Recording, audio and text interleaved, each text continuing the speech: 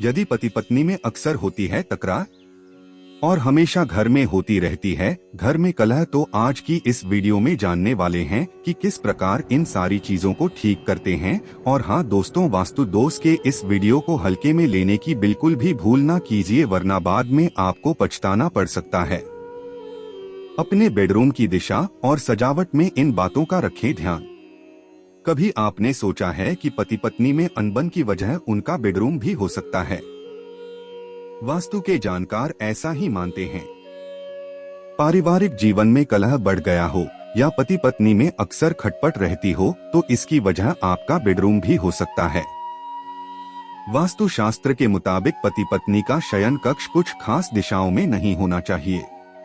साथ ही बेडरूम में रखी कुछ चीजें भी नकारात्मक ऊर्जा पैदा करती हैं। अक्सर हम सजावट के कारण या गलत जानकारी होने के कारण कुछ चीजों को अपने बेडरूम में जगह दे देते हैं, लेकिन इन चीजों के कारण पति पत्नी के जीवन में दरार आ सकती है। ऐसे में ऐसी चीजों को कमरे के फौरन हटा देना चाहिए। तो चलिए आपको बताएं कि पति पत्नी का बेडरूम किस दिशा में होना चाहिए और बेडरूम में क्या रखना चाहिए और क्या नहीं। उससे पहले दोस्तों, ऐसे ही सुविचार सुनने और ज्ञान प्राप्ति के लिए चैनल को सब्सक्राइब जरूर करें। अपनी विवाहित जिंदगी को सुख शांति जीने के लिए प्रेम और आकर्षण की दिशा यानी उत्तर या उत्तर पश्चिम हिस्से में अपना शयन कक्ष बनवाएं। इस दिशा में कमरा होने से पति पत्नी के आपसी संबंधों में प्रगाढ़ता आती है और जीवन में प्रेम बना रहता है। अगर आपका बेडरूम दक्षिण पश्चिम दिशा में है तो ये संबंधों, जुड़ाव और दक्षता का क्षेत्र है। यहाँ बेडरूम होने से पति पत्नी लगातार अपने अपने कार्यों में दक्षता हासिल करते हैं। अगर आप दोनों वर्किंग कपल हैं तो आपके लिए ये दिशा उचित रहेगी। पश्चिम दिशा भी लाभ और प्राप्तियों का होता है। ऐसे में इस हिस्से में बेडरूम बनाने से दंपति को जीवन के हर क्षेत्र में लाभ और धन की प्राप्ति होगी। कारोबार से जुड़े लोगों के लिए ये दिशा सही साबित होती है। पति पत्नी को उत्तर पूर्व दिशा की दिशा अग्नि की होती है। इस इलाके में रखे कमरे या इस दिशा की ओर बेड लगाने से परहेज करना चाहिए। इसी तरह दक्षिण पूर्व में भी बेडरूम होने से पति पत्नी का व्यवहार बेवजह आक्रामक हो जाता है और छोटी छोटी बातों पर गुस्सा आने लगता है। इस कोण में शयन कक्ष होने से बेवजह का खर्च भी बढ़ता है। अपना बेड कभी भी बीम के नीचे नहीं लगाना चाहिए। बीम अलगाव का प्रतीक होता है। यदि ऐसा करना संभव न हो तो बीम के नीचे बांसुरी या विंड चाइम लटका दें। वास्तु के अनुसार बेडरूम में आईना नहीं होना चाहिए। यदि है तो सोते वक्त उसे ढककर अवश्य रखें। बेडरूम में लोहे के फर्नीचर के उपयोग से बचें। आयताकार, चौकोर लकड़ी के फर्नीचर ही वास्तु में शुभ माने गए हैं। ध्यान रखें कि कमरे की लाइट पलंग पर सीधा ना पड़े। लाइट हमेशा पीछे या बाईं ओर से आना चाहिए। अगर आपके बेडरूम में समुद्र, झरने या पानी की फोटो है तो तुरंत हटा दें, क्योंकि इसके कारण पति पत्नी के बीच विश्वास खत्म होने लगता है। बेडरूम में महाभारत, ताजमहल, हिंसक जानवर या पक्षी का चित्र ना रखें। इनसे मन में नकारात्मक भाव जगते हैं और वो नकारात्मक ऊर्जा पैदा करती है। बेडरूम में पूर्वजों की तस्वीर ना लगाएं, भले ही वो कितने भी प्यारे हों। इससे बुरे सपने, मृत्यु का ख्याल और नकारात्मकता आ सकती है। वास्तुशास्त्र में सुखी दाम्पत्य के कुछ नियम बताए गए हैं, जिसके अनुसार पति पत्नी अपनी विवाहित जिंदगी को जीने के लिए प्रेम और आकर्षण की दिशा उत्तर उत्तर पश्चिम के क्षेत्र में अपना शयन कक्ष बना सकते हैं। इस दिशा में कमरा होने से उनके आपसी संबंधों में प्रगाढ़ता आती है, जिससे जीवन में प्रेम बना रहेगा। आइए आपको बताते हैं कि आप अपने सुखी दाम्पत्य जीवन की नींव को मजबूत करने के लिए क्या करें क्या न करें।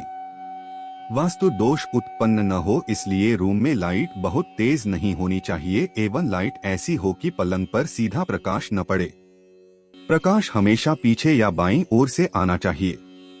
दाम्पत्य जीवन में प्रवेश करने के बाद कन्या और वर खुशहाल वैवाहिक जीवन की आशा लिए एक नए संसार में कदम रखते हैं।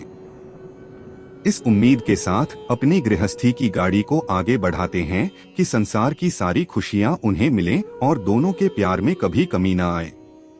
मगर कई बार न चाहते हुए भी कुछ वजहों से पति और पत्नी के संबंधों में कड़वाहट आने लगती है।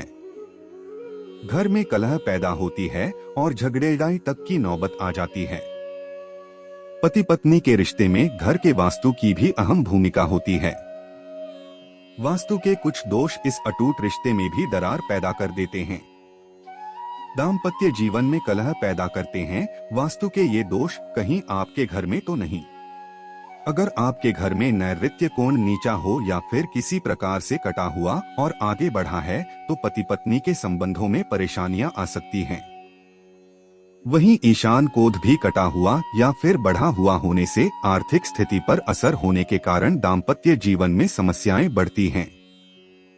आपके घर का ईशान कोण उत्तर पूर्व कोना होता है, जहां ईश्वर का वास माना जाता है। यहाँ पर साफ सफाई का भी विशेष ध्यान रखा जाना चाहिए।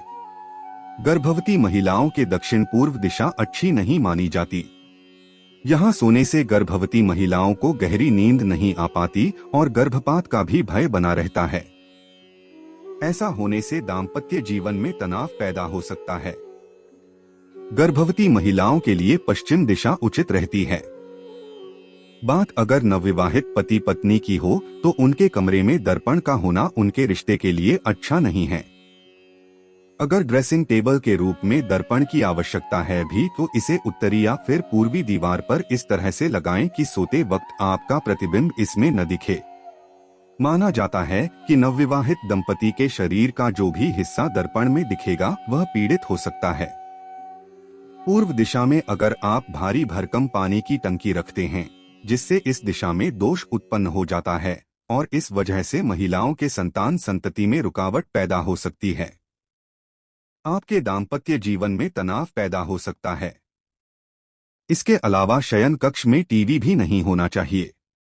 अगर आप आग्नेय कोण यानी दक्षिण पूर्व दिशा में कोई भारी भरकम सामान, फर्नीचर या फिर पानी की टंकी आदि रखते हैं तो यह गृह स्वामी पर कर्ज बढ़ाने की आशंका पैदा करता है। इसकी वजह से आगजनी की घटना और असमयिक मृत्यु भी हो सकती है। घर में बाहर से आने वाले किसी व्यक्ति की दृष्टि सीधे आपके बेड पर नहीं पड़नी चाहिए। ऐसा होने से दाम्पत्य जीवन में कलह बढ़ती है। इसके साथ ही आपके बेडरूम में एक से अधिक दरवाजे नहीं होने चाहिए। यदि टॉयलेट शयन कक्ष में है तो उसका दरवाजा सदैव बंद रखें, अन्यथा उसकी नकारात्मक ऊर्जा आपको जीवन में भी कड़वाहट घोल सकती है। पलंग के नीचे कबाड़ सामान भूलकर भी न रखें। यदि रसोई घर में अनाज का भंडारण यानी अनाज इकट्ठा करके रखा जाता हो तो यह मंगल शनि योग कहलाता है। इस योग के कारण वास्तु दोष रहित रहने पर भी घर में कष्ट, अत्यधिक तनाव व पति पत्नी में झगड़े होने की आशंका रहती है। यदि रसोई घर में पूजा स्थल हो या पूजा स्थल में कोई हथियार जैसे तलवार, भाला आदि हो या पूजा स्थल के ठीक ऊपर इलेक्ट्रॉनिक मीटर लगा हो तो घर के मालिक या उनके पुत्रों में रक्त संबंधी बीमारी जैसे चर्म रोग, रक्तचाप आदि होने की आशंका रहती है। यह घर के सदस्यों को तुनक मिजाज व घमंडी भी बनाता है। इसे मंगल गुरु योग कहते हैं। यदि पूजा स्थल शौचालय से सटा हुआ हो तो इसे गुरु केतु योग कहते हैं। ऐसी स्थिति में घर का मालिक अपने ही परिवार की जिम्मेदारी से विमुख हो जाता है और सिर्फ अपने बारे में ही सोचता रहता है। वह वैराग्य की दिशा में भी बढ़ सकता है। हालांकि संभावना यह भी है कि वह व्यक्ति न ही पूरी तौर पर संन्यास ले पाता है और न ही सांसारिक सुख प्राप्त कर पाता है। यदि अनाज भंडार के कमरे में ज्यादा अंधेरा हो तथा दीवारों पर से प्लास्टर उखड़ गया हो या उनमें दरार हो तो इसे शनि राहु योग कहते हैं। इससे घर के मालिक के दुश्मन बढ़ने की आशंका होती है। गलत निर्णयों के कारण भवन हानि होने की आशंका रहती है। और यदि रसोई घर में अंधेरा हो, दीवारें काली पड़ गई हो और टूटी फूटी भी हो या उसमें दरारें भी, परिवार के सदस्यों का स्वास्थ्य प्रभावित होता है तथा गृहस्वामी के भाई को जीवन में कठिनाइयों का सामना करना पड़ सकता है। ऐसी स्थिति में घर की स्त्रियों की भी अपने पति के प्रति सम्मान देने की आशंका कम रहती है।